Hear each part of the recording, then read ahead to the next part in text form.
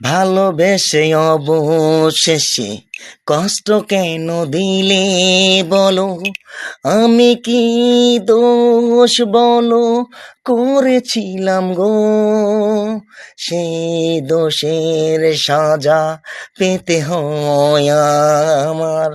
চাই না তো আর ভালোবাসতে, পুড়তে পুড়তে আমি কয়লা হয়েছি, তবু আর যেন চাইব না তোমায়, ভালোবাসবো আমি পশু জীবকে, তারা তো কখনো বেইমানি করে না যে, এইটা সবাই জানে,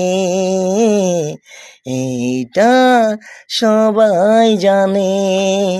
তাই তো আমি বাসবো না আর দোকান আমি ভালোবাসা, অবশেষে দেয় সে যে কষ্ট যন্ত্রণা, ফিনিশিনে কারো প্রেম টিকে না, প্রেম চলে যায় অভাব আসলে, জালনার কোনো ফাঁক দিয়ে, ভুল করো না তাই বাবা মার কথা শুনে, বিয়ে করো তুমি, দোয়া থাকবে যে।